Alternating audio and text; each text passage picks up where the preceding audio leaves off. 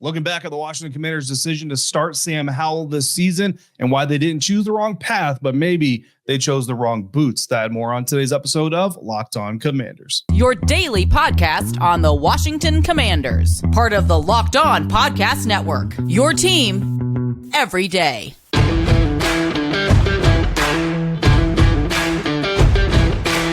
And welcome into today's episode of Locked On Commanders, your daily podcast covering the Washington Commanders, part of the Locked On Podcast Network, your team every day. Thanks so much for making Locked On Commanders your first listen of the day every day. And don't forget that you can subscribe for free on YouTube or wherever you're getting your podcasts. And you can continue this conversation by becoming a Locked On Commanders Insider. Join the Locked On Commanders Insider program by going to joinsubtext.com/Locked On Commanders. You'll get news, insights, scoops, exclusive content delivered directly to your phone one-on-one with me via text message. Again, join subtext.com/Locked On Commanders to get in on all the fun there. It will continue into the offseason throughout the year and into next season. Of course, I'm David Harrison, your host for this program, credentialed member of the media covering the Washington Commanders for CommanderCountry.com, a part of Sports Illustrated's FanNation. And I'm here with you every Monday through Friday, along with our everydayers. And as always, everydayers, I greatly appreciate your continued support for the program.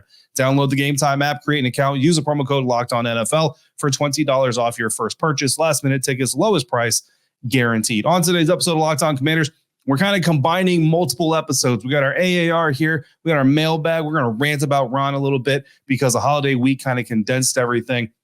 We had the Monday bonus episode of Renner Ranks Locked On NFL crossover, which was a lot of fun. So I hope you caught that. If you didn't, I certainly encourage you to check it out here on the Locked On Commanders feed. Audio, YouTube, doesn't matter. It's there for you. But first, we are going to talk AAR. We're going to take a look back at the quarterback decision because we got a whole lot of revisionist history happening out there, folks. I don't mean we're looking into last week. I don't mean we're looking to the week before. We are going all the way back to training camp. We're going back to preseason. Starting Sam Howell, bottom line, wasn't Washington going down the wrong path. No, it might have been wearing the wrong boots when we use hindsight, but of course, hindsight is 2020. And here's what I mean by that. The quarterback decision this year was always about the future.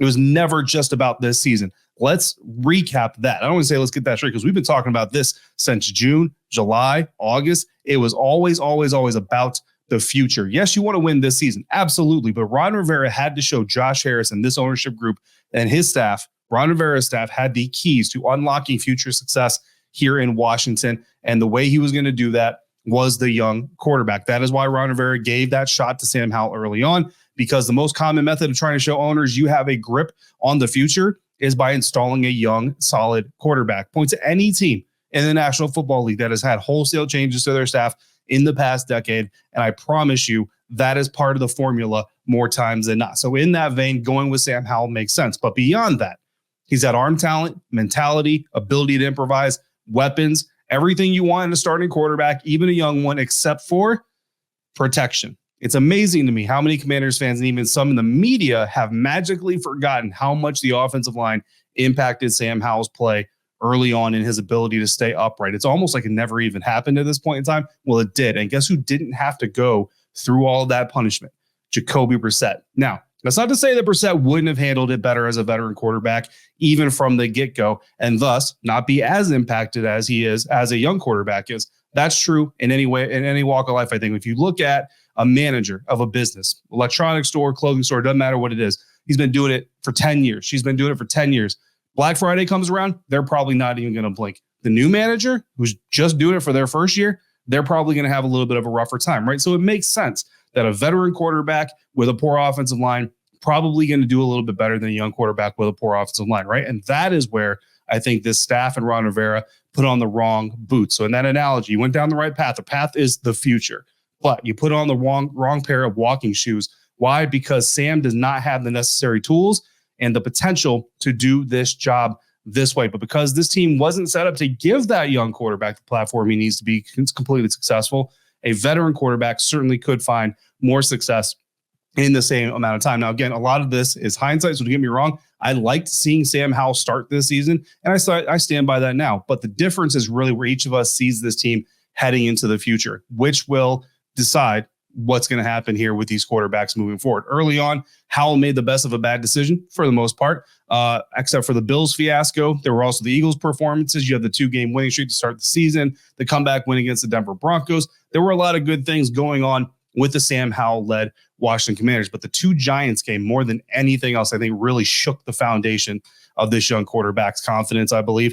And it all starts, in my opinion, with that offensive line. We've seen replacements happen on that offensive line. Certainly they have gotten better. The problem is it's almost like a bar graph or like a scale tipping. As the offensive line has gotten better, Sam Howell's confidence has gotten more and more shaken to the point where now you look at it and you say this offensive line isn't as bad as Sam Howell is playing, because he's certainly leaving the pocket too early. He's certainly seeing pressure where there isn't pressure to be seen. All those types of things that you don't want to see a quarterback doing. When Washington was evaluating his quarterback position, it knew it had to walk the path of the brightest future. Not the brightest today, although getting the brightest today and the brightest future, that's gold. But at minimum, you need the brightest future. They put the quarterback in with the best upside individually, not the quarterback with the best upside for this team. And to me, that's the mistake. If you're truly committed to Sam Howell, and go back to the offseason before free agency, before the draft, Ron Rivera has been talking about giving Sam Howell that opportunity. Then Ron Rivera, Martin Mayhew, Eric Stokes, Marty Herney, everybody involved should have had that focus on that young quarterback. Build that platform for Sam Howell to stand on, and that is the offensive line. But they weren't. They went defense, which is the move you make when your quarterback is already on solid footing and just needs the other side to pick up a little bit of slack. Nobody saw the defense's collapse coming to the degree that it has. But regardless, coming out of 2022, they had the 7th best scoring defense in the National Football League. That's why we all expected top 10, top 8, top 5 this season. But the 24th ranked scoring offense is what they had in 2022, and a young quarterback is taking over that 24th ranked scoring offense. It continues to baffle me how the organization threw so many of its resources on doubling down on the defense, not the offense. Again, drafting for what you think, not drafting for what you know. Every day, you're going to hear me say that a lot during this draft process. You need to draft on what you know, not draft on what you think, which is the same reason the Commanders draft on what they think, not what they know, which is the same reason Kyle Hamilton is one of the best young safeties in the game for the Baltimore Ravens. And the Commanders are letting a talent like Jahan Dotson waste away as a third receiver with a quarterback that's either running for his life because of pressure or running for his life because he thinks pressure is about to come. Washington walked down the path of future stability this offseason and this preseason. It just did it with the wrong equipment this season. The same truth remains today as it did in August, but this team's ceiling is still higher with Sam Howell than it is with Jacoby Brissett. Even though yesterday, go back to that episode I told you, Jacoby Brissett needs to start these last 2 games of the season. I firmly believe that, but I'm willing to concede that the Commanders tried to climb to that height too soon because they didn't get the right gear to go into this battle with him. That's my AAR so far for the Washington Commanders quarterback situation. The sustain and improve will be an off-season long discussion. We have plenty of time on Locked On Commanders to discuss. So plenty more coming for this conversation. Trust me, there's no way to get every single angle of this conversation in this episode. So if there's something that I didn't address about this, yes, it will get addressed. And if you want to be the one to spark that, drop that question, drop that topic into the comment section. We will certainly get to it as we can. Sam Howell isn't the only young quarterback with a fan base turning on him these days. One Commanders fan wants to know if this team should try trading for benched 49ers quarterback Brock Purdy. My thoughts on that and more coming up next on today's episode of Locked On Commanders, part of the Locked On Podcast Network, your team every day. And this episode of Locked On Commanders is brought to you by Game Time. You shouldn't have to worry where you're buying your tickets for your next big event. Game Time is the fast and easy way to buy tickets for all your sports, music, comedy, and theater events near you with killer last-minute deals, all-in prices, views from your seat, and their best price guarantee. Game Time takes the guesswork out of buying tickets. They've even got last-minute tickets, flash deals, zone deals, all of it. It's easy to find and buy tickets for any kind of event you want in your area. Game Time is the only ticketing app that gives you complete peace of mind with your purchase, and they're obsessed with finding ways to help you save money. Game Time even has deals on tickets right up to the start of the event, and for some events, up to an hour after it starts. It is the place for you to find those last-minute seats. So take the guesswork out of buying tickets with Game Time.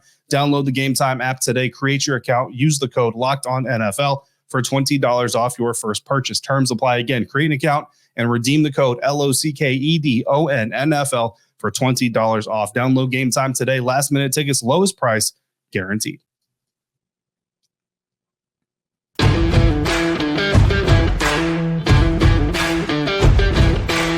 Resuming today's episode of Locked On Commanders. We had our AAR. Now we're going to turn to our mailbag, and then we're going to finish it up ranting about Ron Rivera. Locked On has launched the first ever national sports 24/7 streaming channel on YouTube. Locked On Sports Today is here for you 24/7, covering the top sports stories of the day with the local experts of Locked On, plus our national shows covering every league. Go to Locked On Sports Today on YouTube and subscribe to the first ever national sports 24/7 streaming channel. Every day, make sure you come back tomorrow. I got Eric Crocker of Locked On 49ers coming through. We are going to cross over this this weekend's matchup, San Francisco 49ers against the Washington Commanders. Unfortunately, by the time we record that episode, I am not going to know if Jacoby Brissett or Sam Howell are starting for this game, but we will cover this game as best we can without knowing who the starting quarterback is going to be. Opening up the mailbag, we're going to start here with Ravi, who asked about Brock Purdy. After Purdy's 4 interceptions, 0 touchdown performance Monday night against the Ravens, there is a growing amount of 49ers fans who are now out on Brock Purdy, who before last night was considered an MVP candidate. So Ravi wants to know if I would trade for Purdy if I was the Commanders. And here is the thing. So looking at this first of all, I think it's kind of crazy that 49ers fans would be out on Brock Purdy right now. Now, understand, we have this conversation about system quarterbacks and game managers and all this other stuff. And, it's been all over the national media here for the last few weeks, whatever. I pretty much agree with most of what's being said out there. That being said, the truth of the matter is Brock Purdy is not a quarterback who is coming in and elevating the 49ers. The 49ers are around him, elevating him, which is fine. That's what most young quarterbacks need. Again, we look at the greatest of all time to ever do it, Tom Brady. When he first won a Super Bowl, it was because that New England Patriots defense was really, really good. I remember those times. I had some friends that were New England Patriots fans, and even with Tom Brady winning that Super Bowl on the back of that defense, they wondered what the New England Patriots quarterback future would be. Okay, so I completely understand. I completely get it. That being said, if we're talking about trading for somebody else's young bench quarterback or this team's young bench quarterback, no, I'm not trading for another one. Here's why. Number one, I'm not keeping 2 development quarterbacks on my roster. I don't know why Brock Purdy has been successful. It goes beyond the tape. It goes beyond the scheme. Trust me, it goes into the meeting room, into the locker room, all those things.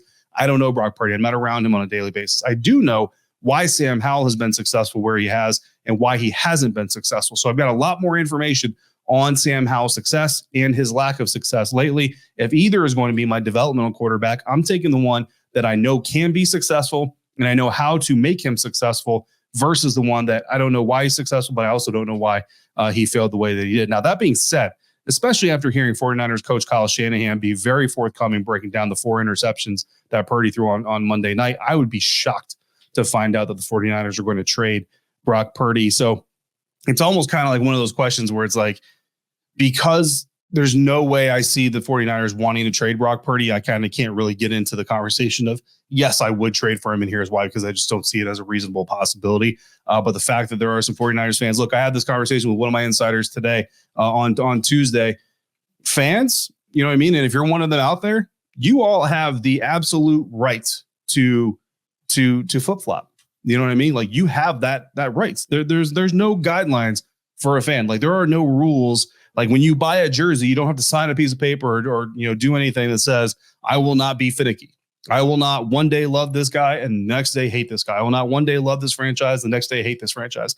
That's why whenever a Commanders fan says, I'm done with this team, and then I see them like 3 days later commenting on my show, watching my episode, talking about the game that just got played, I don't throw back in your face. Why? Because you're a fan. Like, you're allowed to do that. Now, media, to me, and I'm just going to say this out loud, if you're hearing a media member out there who has been supportive of the Sam Howell journey, supportive of Sam Howell starting for this team, was happy after the 2-game win streak, was okay, look, the Philadelphia Eagles game, you see some potential there, all that stuff. And now all of a sudden they're like, oh, they never should have started Sam Howell in the first place. You might want to consider who you listen to for your media sources. I'm just letting you know. There are media outlets out there that are honest with you, transparent and forthcoming, and honest from the jump. And don't get me wrong, like, consistently, we evaluate everything every single week, right? But if anybody out there that you were listening to or you were reading was all about the Sam Howell starting the season and doing all this other stuff, but now here in the last 2 or 3 weeks has suddenly been like, I was never on it. It should have always been Jacoby Brissett.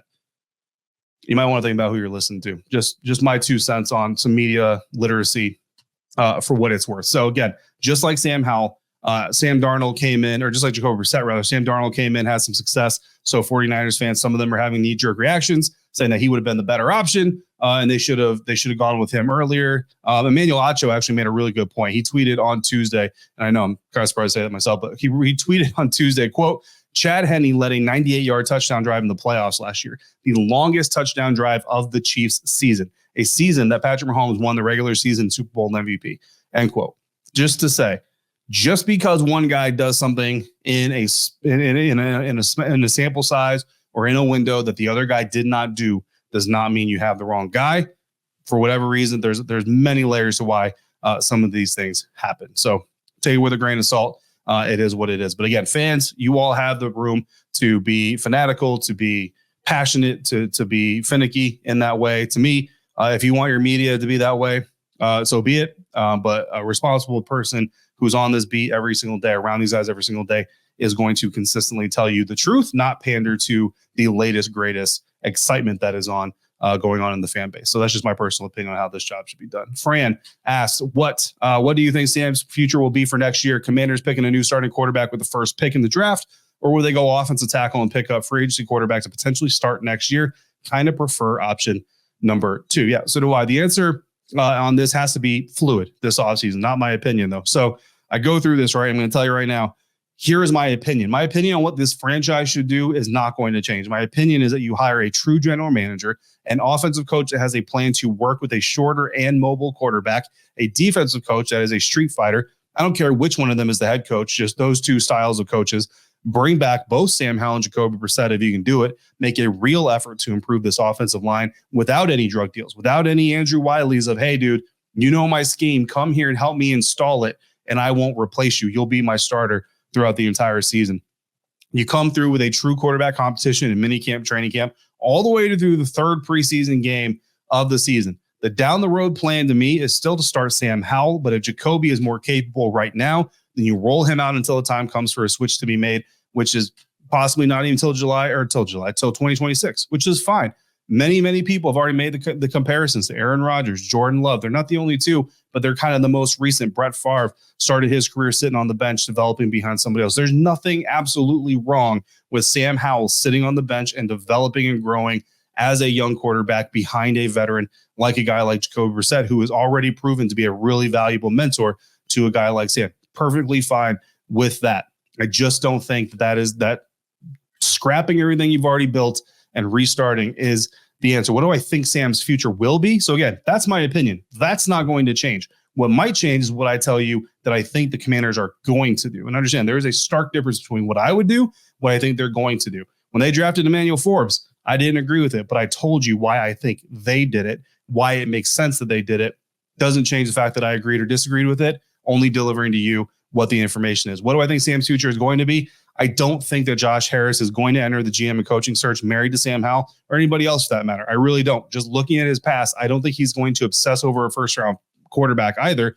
I think each candidate is going to have the opportunity to pitch their vision for this team based on where it is now, where it needs to go, and how you get there. And at the end of the day, the one that Josh Harris believes in the most is going to get the job. So there's about an equal proposition of both keeping and not keeping Sam Howell. Keith, it says, who might be available next year as the hold the fort quarterback, otherwise known as a bridge quarterback? Looking at the veteran options, Jacoby Brissett turns 32 years old next December. Look, I like the way he plays. I like the way he mentors. I like the way he is in the locker room, man. Jacoby Brissett is a dude.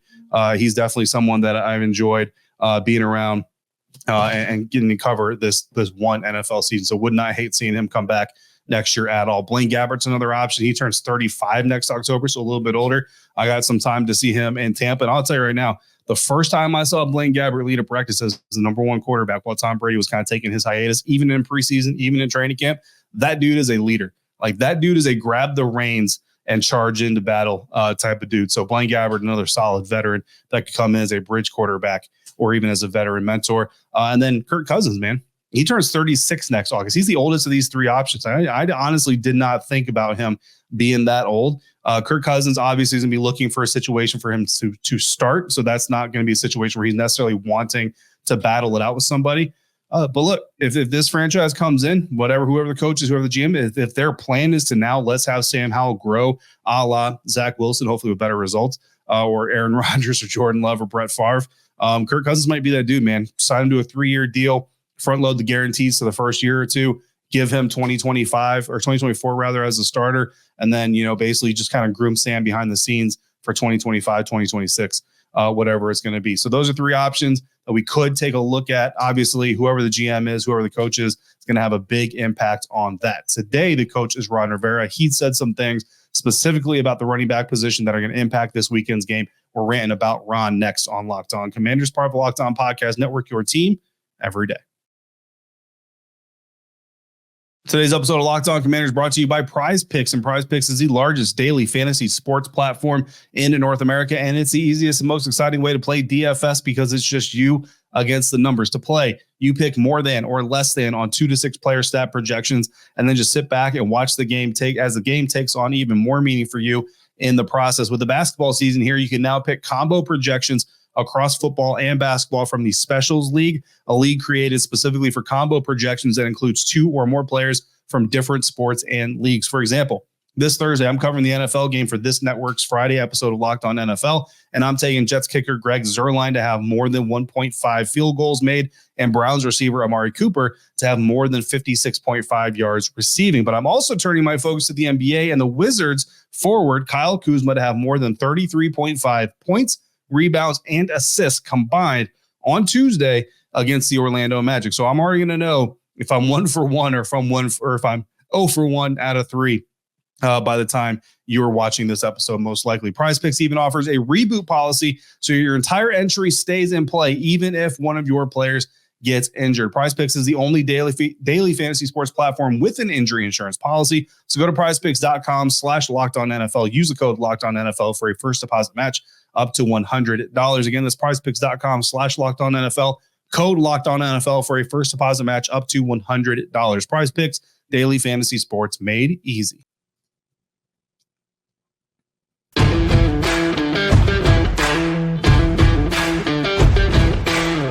We're wrapping up this episode of Locked On Commanders with our ranting about Ron Rivera. And this coincides with a little bit of news that came out on Tuesday afternoon. The Washington Commanders have re-signed Jarrett Patterson, running back, to the practice squad official on Tuesday. And look, Brian Robinson has already missed missed a couple games due to a hamstring injury. Would have missed another one if it wasn't for the bye week. On top of that, Jonathan Williams, veteran practice squad member, has been in concussion protocol, remains in concussion protocol as of right now. And Chris Rodriguez, who's had a really good strong of 2 games, the 6th-round rookie out of Kentucky, also injured in the Sunday loss to the New York Jets. He was pending an MRI on Rodriguez. And the team's injury updates, Ron Rivera said, quote, "He's getting an MRI today." That's Chris. He said, "I believe I haven't actually talked to Al Bellamy, the team's head athletic trainer. I'll be talking to Al at our 5 o'clock meeting, so I'll have a better feel for Chris. I'll have a better feel for Benjamin St. Juice, better feel for Percy Butler, for Andrew Wiley. We'll see how B-Rob did today as well, coming in for treatment. Tyler Larson, Charles Leno Jr. continue to work on their injuries," end quote. Just so many people in the training room right now, guys. And the signing of Jarrett Patterson, though, does hints, that this team feels like it's going to be out at least 2 of those guys. I think between Brian Robinson, Chris Rodriguez Jr., and Jonathan Williams, at least 2 of those guys are probably going to be out, and that's why you had a guy like Jarrett Patterson.